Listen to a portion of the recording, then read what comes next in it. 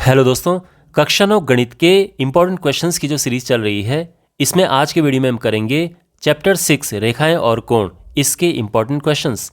अब क्योंकि ये चैप्टर थोड़ा बड़ा है इसलिए इसके 2 पार्ट आएंगे।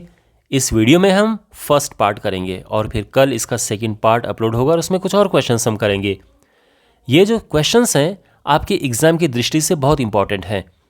हो सकता है कि आपके पास डायरेक्ट ये क्वेश्चन सेम टू सेम न पूछा जाए, लेकिन जो चीज़ें आप इन वीडियोज़ में सीखेंगे आपके एग्ज़ाम में डेफिनेटली आपको उनसे हेल्प मिलेगी। ऑलराइट, तो शुरू करते हैं। और ये है पहला क्वेश्चन। दी गई आकृति में ये जो 2 रेखाएं ये एक दूसरे के समांतर हैं, एल और एम आपस में समांतर हैं। एक तिर्यक रेखा इन्हें काटती है, आप देख सकते हैं। अब एंगल 1 और एंगल 2 ये 2:3 है, तो चिन्हित कोणों में प्रत्येक का माप ज्ञात कीजिए। आप समझ रहे हैं, यानी इस कोण और इस कोण का अनुपात दिया है और क्वेश्चन में ये पूछा है कि सभी के हमें मान बताने, 1 2 3 4 5 6 7 8 सभी कोणों के। ठीक है, तो यहाँ पर देखो एंगल 1 और एंगल 2 इसमें जो अनुपात है ये है 2:3। तो जब भी अनुपात में चीज़ें दी होती हैं तो हम क्या करते हैं, तो माना जो एंगल 1 है ये हो गया 2x और एंगल 2 है ये हो गया 3x। अब आप यहाँ पर देखें तो एंगल 1 और एंगल 2 को प्लस करके क्या आएगा, ये प्लस करके 180 आएगा। क्यों? क्योंकि ये एक ही रेखा में बने हुए कोण हैं। ठीक है, जिसको हम कहते हैं लीनियर पेयर, यानी रैखिक युग्म।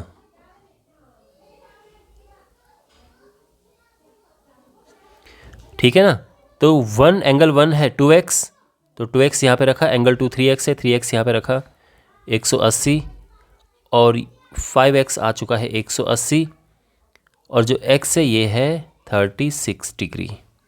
तो हमें x मिल चुका है और अब हम एंगल 1 निकालेंगे। तो एंगल 1 जो कि 2x था, यानी 2 × 36 72 डिग्री, और एंगल 2 जो कि 3x है 3 × 36 यानी 108 डिग्री। ठीक है, एंगल 1 एंगल 2 हमें पता चल चुके हैं। अब बाकी निकालते हैं। एंगल 3 कैसे निकलेगा, देखो तो कोण जो 3 है ये कोण 1 के बराबर है। क्यों? क्योंकि ये शीर्षाभिमुख कोण है।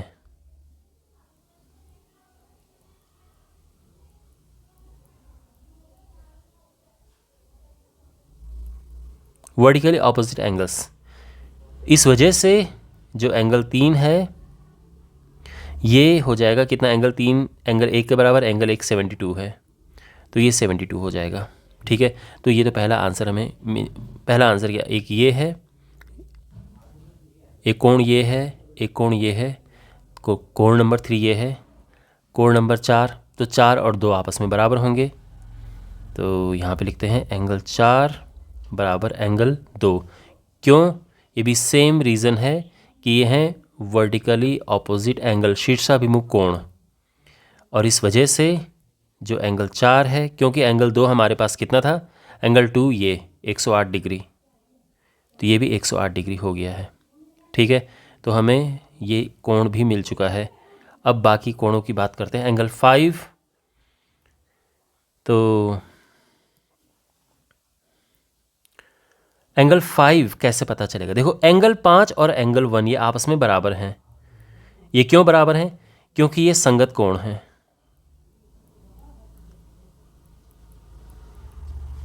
और इसीलिए जो एंगल 5 है वो हो जाएगा, क्योंकि एंगल 1 तो है 72 डिग्री, 72, तो ये 72 डिग्री हो गया है। एंगल 6, अब एंगल 6 और एंगल 2 ये बराबर हैं। क्यों? क्योंकि संगत कोण है, सेम रीज़न, और इसीलिए एंगल 6 बराबर हो जाएगा एंगल 2 108 डिग्री। ठीक है, अब है एंगल 7, तो एंगल 7 किसके बराबर है, एंगल 7 एंगल 3 के बराबर है, ये भी संगत कोण है, और इसीलिए जो एंगल 7 है ये देखो एंगल 3 के बराबर है ना, और एंगल 3 है 72, तो 72 डिग्री आ चुका है। और जो एंगल 8 है ये किसके बराबर है तो आप समझ गए होंगे, एंगल 8 का संगत कोण है 4।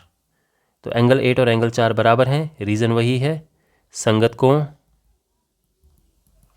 इसीलिए 4 तो 108 है, तो इसलिए जो एंगल 8 है ये 108 डिग्री है। तो ये 5, ये एंगल 6, ये एंगल 7 और ये एंगल 8, तो ये हमें एंगल प्राप्त हो चुके हैं। तो आई होप आपको रूल्स भी समझ आए होंगे, कैसे हमने किया है वो सब समझ आया होगा। नेक्स्ट क्वेश्चन की ओर बढ़ते हैं। यहाँ पर ये आकृति दी है और यहाँ पर ये दिया है कि ए बी और सी डी आपस में समांतर हैं। ए बी ये है, सी डी ये है, ये समांतर हैं। हमें एक्स का मान ज्ञात करना है, ठीक है। तो कैसे होगा, तो एक हम यहाँ पर जो रचना करनी है, थोड़ा सा हम ये करेंगे कि इसको हम आगे बढ़ा देंगे, ठीक है ना। ये जो है, हाँ, और अब देखो इस पॉइंट को नाम दे देते हैं A B C D E, ये एफ हो गया है। ये कोण एक्स है तो ये कोण भी एक्स होगा क्योंकि ये संगत कोण है। तो यहाँ पर हम लिखेंगे कि एंगल सी एफ ई बराबर है एंगल बी ए एफ, और ये दोनों एक्स होगी। क्यों बराबर हैं? क्योंकि ये संगत कोण है, कॉरेस्पॉन्डिंग एंगल्स। और अब बड़ा सिंपल है, अगर ये एक्स है तो ये भी एक्स है। ये होता है ना, जब ये दो रेखाएं समांतर हैं, ये तिर्यक रेखा काटती है तो ये और ये संगत कोण होते हैं, ये और ये आपस में संगत होते हैं। तो ऐसे यहाँ पर है देखो, और ये बराबर होते हैं संगत कोण, तो इसलिए ये भी एक्स आया। अब यहाँ पर एक प्रॉपर्टी ये लगेगी कि जो बाहर का एंगल होता है वहिष कोण, ये अंदर के दो एंगल के योग के बराबर होता है जो सामने वाले एंगल होते हैं। तो ये है ना, ये किस में है? त्रिभुज सी एफ ई में। तो 130 डिग्री इज दिस, यानी जो x है 20 इस तरफ आएगा तो 110 डिग्री आ चुका है। तो इस तरह से x का मान मिल चुका है। बहुत ही सिंपल है। ये क्या प्रॉपर्टी है कि जो वहिष कोण होता है ये अंदर सामने जो अंदर के जो एंगल हैं दो सामने, इनके योग के बराबर होता है। तो ये है, ठीक है। क्वेश्चन नंबर 3, एक त्रिभुज में ए बी सी दिए हैं एंगल। तो एक त्रिभुज हमारे पास है, इसमें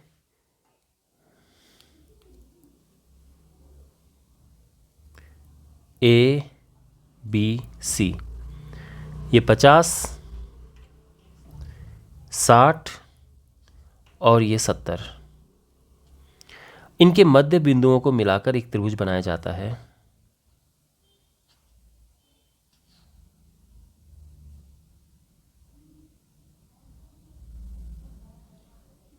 इस तरह से एक त्रिभुज इनको मिला के बनाया जाता है। इसको नाम देते हैं डी ई एफ। हमें ये एंगल बताना है कि ये एंगल कितना है, ये एंगल कितना है और ये एंगल ये है। ये क्वेश्चन है, ठीक है। क्वेश्चन समझ आ गया क्या है? ओके। तो ये कैसे पता चलेगा? तो यहाँ पर हमें जो प्रमेय का प्रयोग करना है वो मध्य बिंदु प्रमेय, मिड पॉइंट थ्योरम है। अब उस प्रमेय के अनुसार क्या होता है कि जो ये भुजा है ये इसकी आधी होती है और ये इसकी आधी होती है। यानी जो देखो, आप आराम से इसको समझिए, जो एफ ई है ये आधी होती है बी डी बी सी के, और इस वजह से ये बी डी के बराबर हो गया है क्योंकि डी मध्य बिंदु है। तो ये बराबर हो गए हैं। इसके अलावा इसी प्रकार से जो ये है, ये और ये आपस में बराबर हैं। तो B F equals to D E, ये भी और ये मध्य बिंदु प्रमेय का ही प्रोडक्ट है, ठीक है ना।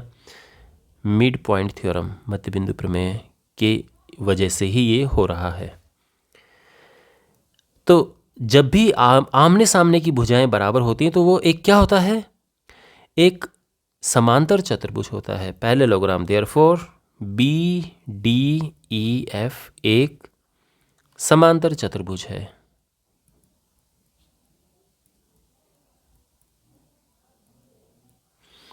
ठीक है।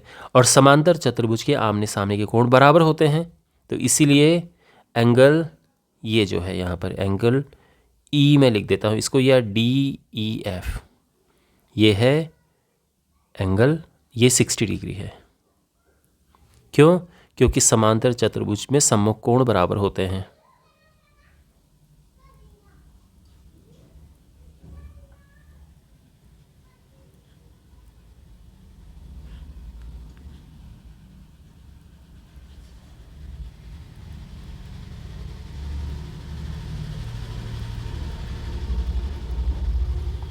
तो ये तो हमें मिल चुका है 60। और अब सेम उसी प्रकार से हम, तो यहाँ पर क्योंकि आपको पता है कि ये और ये भी बराबर होंगे और सेम तरीका हमको लिखना होगा, तो हम केवल इतना लिख सकते हैं कि इसी प्रकार से जो ये एंगल है इसको EFD नाम देते हैं। EFD ये है 70 डिग्री, और तथा जो ये कोण है ना एंगल EDF, ये इसके बराबर हो जाएगा 50 डिग्री का, और इनके कोण, इनका रीज़न सेम ही है। तो आई होप आपको समझ आ गया होगा कि कैसे ये क्वेश्चन सॉल्व हुआ है। ठीक है। क्वेश्चन नंबर 4, यदि दो रेखाएं प्रतिच्छेदित करती है तो सिद्ध कीजिए कि शीर्षाभिमुख कोण बराबर होते हैं।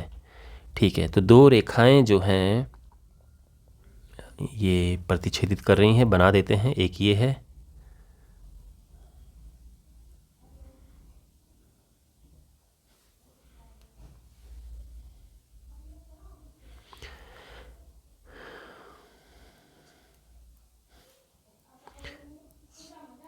ABCD और ये O है। हमें सिद्ध करना है कि ये और ये कोण बराबर है और ये कोण आपस में बराबर है, ये हमें सिद्ध करना है। ठीक है ना, मतलब इस तरह से। तो हम लिख देते हैं यहाँ पे कि जो सिद्ध करना है, एंगल AOC बराबर एंगल BOD, यानी ये और ये बराबर हैं, ये सिद्ध करना है। तथा एंगल AOD बराबर है एंगल BOC के, ये हमें सिद्ध करने हैं। ओके, वेल, तो ये बिल्कुल मुश्किल नहीं है, बहुत आसान है। यहाँ पर इन एंगल को नाम दे देते हैं अपनी मुश्किल को थोड़ा आसान करने के लिए। Angle 1, angle 2, angle 3, angle 4। तो अगर तो इसका मतलब हमने एंगल 1 प्रूव करना है एंगल 3 के, और एंगल 2 प्रूव करना है एंगल 4 के। ये है।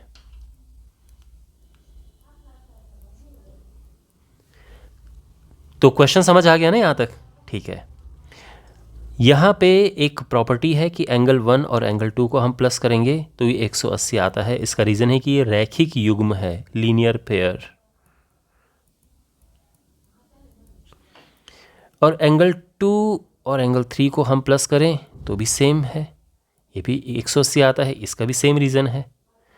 और इसी तरह से एंगल 3 और एंगल 4 को हम प्लस करें तो ये भी 180 आता है, रैखिक युग्म में। आप समझ गए ना, ये दोनों एक ही रेखा में, ये भी एक ही रेखा में, ये भी एक ही रेखा में है।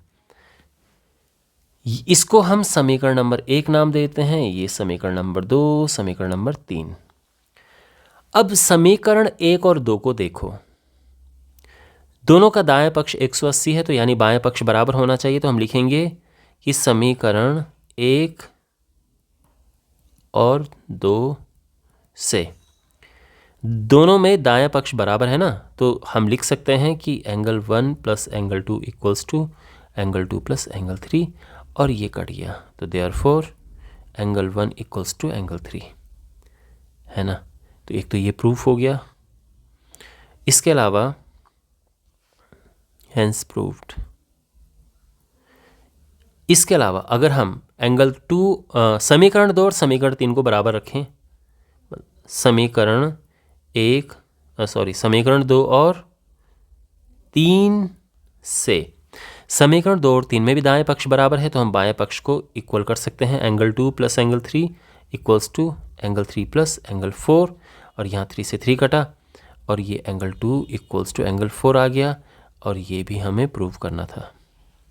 तो 1 और 3 इक्वल हो गए और 2 एंड 4 इक्वल हो चुके हैं। ठीक है ना।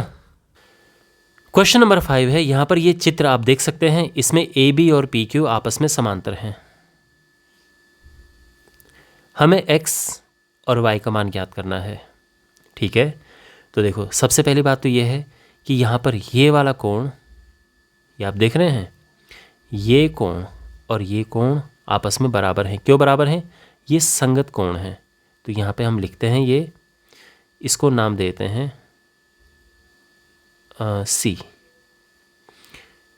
एंगल सी ई बी ये बराबर है एंगल ई एफ क्यू के,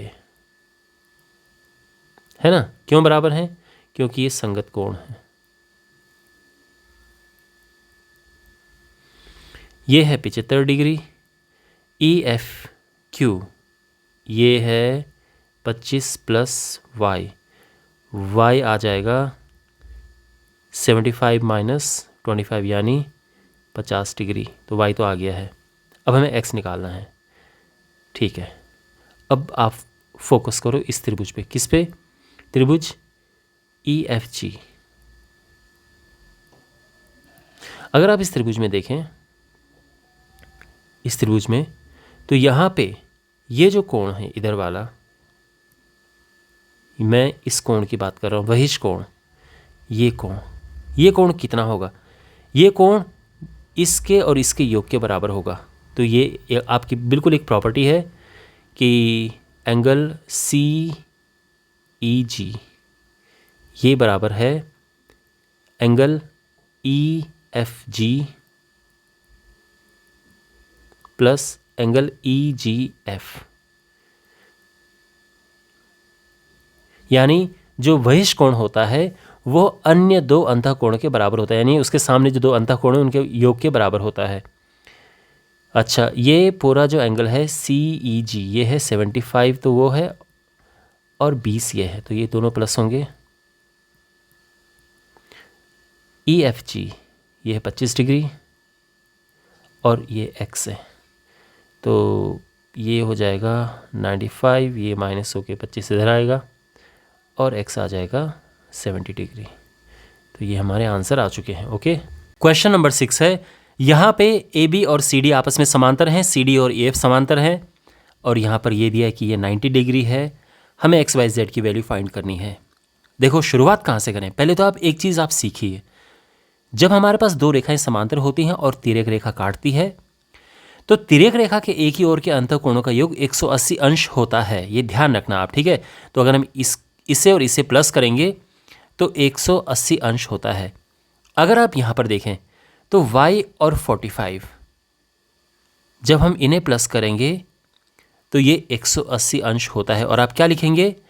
तिर्यक रेखा के एक ही ओर के अंतःकोणों का योग 180 अंश होता है। और इस तरह से आप समझ रहे हैं ना। देखो ये समांतर रेखाएं हैं यहाँ पे, यानी सी डी और ई एफ समांतर रेखाएं हैं, और जो पी ई है ये तिर्यक रेखा है। तो क्लियरली तिर्यक रेखा के एक ही ओर के अंतःकोण है ये, और इनको प्लस करके 180 अंश आएगा। तो y 180 माइनस 45 यानी 135 डिग्री। ठीक है, अब x निकल जाएगा आराम से। x और y आपस में बराबर हैं। देखो ए बी और सी डी आपस में समांतर हैं, और अगर मैं इसकी बात करूं तो ये एक तिर्यक रेखा है यहाँ पर, यानी यहाँ पर बी पी एक तिर्यक रेखा का काम कर रही है। तो x जो है ये y के बराबर होगा। क्यों? क्योंकि ये संगत कोण है, इसीलिए x भी 135 डिग्री होगा। और अब हमें निकालना है z। तो इसके लिए आप फोकस करो इस ट्राइंगल पे, ये जो ये त्रिभुज है, इस त्रिभुज पे आप फोकस कीजिए। यहाँ पर ये जो कोण है ये वहिष कोण है, बाहर का कोण है। तो हम लिखेंगे त्रिभुज बी ए ई में ये जो वहिष कोण है ये बाकी दो अंतःकोणों के योग के बराबर होता है। इस तरह क्वेश्चंस हम करते हुए भी आ रहे हैं। तो ये 90 डिग्री है, ये z है, इसको प्लस करके आ जाएगा 90 प्लस z, और ये है 135 बराबर 90 प्लस z, और z हो जाएगा 135 माइनस 90 यानी 45 डिग्री। तो हमें मिल चुका है x, y और z। तो आई होप आपको ये सोल्यूशन समझ आया होगा। यहाँ पे हमारे पास ये क्वेश्चन है। देखो इस क्वेश्चन में ये फिगर मैं आपको समझाता हूँ। इस तरह से ये फिगर है। ये जो कोण है, इस रेखा ने, QT ने इस वाले कोण को समद्विभाजित किया है। तो एक काम करता हूँ, मैं इसको ले लेता हूँ x और ये x। अब ये जो RT रेखा है, इसने इस कोण को दो बराबर भागों में बांटा है। तो दो बराबर भाग हैं, तो मैं दोनों को y ले लेता हूँ। हमें क्या सिद्ध करना है? हमें सिद्ध करना है कि ये जो कोण है, इस कोण का आधा है। ठीक है, ओके। तो अब कौन सी प्रॉपर्टी यहाँ पे हम यूज़ करेंगे? अगेन जिस प्रॉपर्टी का बहुत बार हमने जिक्र किया है कि कोई त्रिभुज हमारे पास है, इसका जो ये वहिष कोण होता है, ये वाला कोण, ये इन दो अंतःकोणों के योग के बराबर होता है। तो अगर ये x, ये y, ये z है, तो x प्लस वाई बराबर z ये होगा। तो यहाँ पर हम वही प्रॉपर्टी यूज़ करेंगे। तो सबसे पहले देखो त्रिभुज PQR में, यहाँ पे देखो इस त्रिभुज में PQR में, इसमें वहिष कोण है PRS, यानी एंगल PRS, ये बराबर होगा इन दो अंतःकोणों के, यानी PQR प्लस QPR। ठीक है, जो PRS है ये है 2y, PQR है 2x, और QPR को हम एज इट इज़ रखेंगे। एंगल QPR ये हो जाएगा 2y माइनस 2x, और यहाँ से हम 2 कॉमन लेंगे, तो ये है y माइनस x। ठीक है, यानी यहाँ पे लिख देते हैं angle QPR equals to y into 2 into Y minus X. ये है इक्वेशन नंबर 1। अब फोकस करो दूसरे त्रिभुज में, त्रिभुज QTR में। यहाँ पे जो ये वाला कोण है, ये है वहिष कोण, यानी एंगल TRS, ये बराबर होगा दो अंतःकोणों के योग के, angle TQR plus angle QTR, है ना। अच्छा, ये है कि ये क्या, ये x है, सॉरी TRS ये y है, TQR ये x है, और QTR को हम एज इट इज़ रखेंगे। तो एंगल QTR ये क्या होगा, y माइनस एक्स। तो अब हम क्या करेंगे, समीकरण नंबर 1 से y माइनस एक्स की वैल्यू यहाँ पे पुट करेंगे। तो क्लियरली हम ये कह सकते हैं कि एंगल QTR हो जाएगा, देखो y माइनस एक्स निकालने के लिए 2 नीचे जाएगा ना यहाँ पे, तो ये हो जाएगा 1/2 एंगल QPR। यहाँ पे लिख देते हैं हम समीकरण 1 से, समीकरण 1 से। ठीक है, और ये प्रूफ हो चुका है। आई होप आपको ये सॉल्यूशन समझ आया होगा। क्वेश्चन नंबर 8 है, यहाँ पर ये फिगर आप देख सकते हैं, ये रेखाएं आपस में समांतर हैं। हमें ये कोण ज्ञात करना है। चलिए ठीक है, तो सबसे पहले एक रचना हम करेंगे कि R से होते हुए एक लाइन हम ड्रॉ करेंगे जो इन दोनों के समांतर है। तो ये रेखा इन दोनों के समांतर, इसको नाम दे देते हैं AB। हमें ये कोण ज्ञात करना है, तो हम सबसे पहले ये वाला कोण ज्ञात करेंगे, फिर ये ज्ञात करेंगे, और बाद में तीनों को प्लस करेंगे, 180 आएगा और उससे ये निकल जाएगा। ये हमारी स्ट्रेटजी रहेगी। तो PQ है AB के समांतर, तीनों है आपस में समांतर में, ठीक है ना, क्योंकि जो PQ के समांतर रेखा होगी वो ST के भी समांतर होगी, क्योंकि पी क्यू और एस टी दोनों समांतर हैं, और मैंने जो लाइन ड्रॉ की है ए बी, ये समांतर है पी क्यू के, तो वो भी एस टी के भी समांतर होगा। तो इस तरह से है। तो सबसे पहले तो लेके चलते हैं कि ए बी और पी क्यू आपस में समांतर हैं। तो मैंने एक क्वेश्चन में आपको बताया था कि अगर हम इन दोनों को प्लस करते हैं, यानी यहाँ पर जो क्यू आर है वो एक तिर्यक रेखा है, इस वजह से देखो तिर्यक रेखा के एक ही ओर के अंतःकोणों का योग 180 अंश होता है। तो angle Q R A plus angle P Q R, आप देख रहे हैं ना, यानी इस कोण और इस कोण की मैं बात कर रहा हूँ, ये है 180। तो angle Q R A plus P Q are तो 110 है, तो इससे एंगल क्यू आर ए हमें मिल जाएगा 70 डिग्री। ठीक है ना, इस तरफ गया माइनस हो गया। अब बात करते हैं इस कोण की। ये दोनों कोण, इनको भी प्लस करके 180 आएगा। तो यहाँ पे जो एस टी है, मतलब ए बी और एस टी आपस में समांतर हैं, और इसमें जो एस आर है ये तिर्यक रेखा का काम कर रहा है। तो angle S R B plus angle T S R, इन दोनों को मिला के फिर से 180 आएगा, क्योंकि तिर्यक रेखा के एक ही ओर के अंतःकोणों का योग 180 अंश होता है। तो angle S R B plus 130, 180, और इस तरह से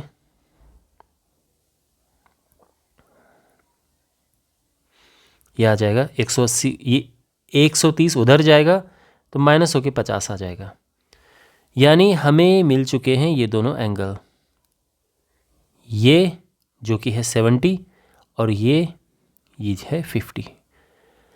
अब ये जो तीनों कोण हैं इनको मिला के है 180 अंश। तो हम लिखते हैं, चूंकि Q R A plus angle Q R S जो कि हमें ज्ञात करना है, plus angle S R B, इन तीनों को मिलाकर 180 अंश होता है, क्योंकि एक ही रेखा पर ये कोण है। ये है 70 डिग्री, ये हमें ज्ञात करना है, और ये है 50 डिग्री। तो क्यू आर एस प्लस, इन दोनों को प्लस करेंगे 120 आएगा, और इस तरह से क्यू आर एस आ जाएगा 60 डिग्री, और ये हमारा आंसर है। ओके, आई होप आपको ये सोल्यूशन समझ आया होगा। तो इस तरह से ये पहला पार्ट समाप्त होता है, और इसका दूसरा पार्ट भी आएगा। इस वीडियो को लाइक करें और चैनल को सब्सक्राइब करें, और इन वीडियोस को अपने फ्रेंड्स के साथ में ज़रूर शेयर करें। तो मिलते हैं अगले वीडियो में। Take care.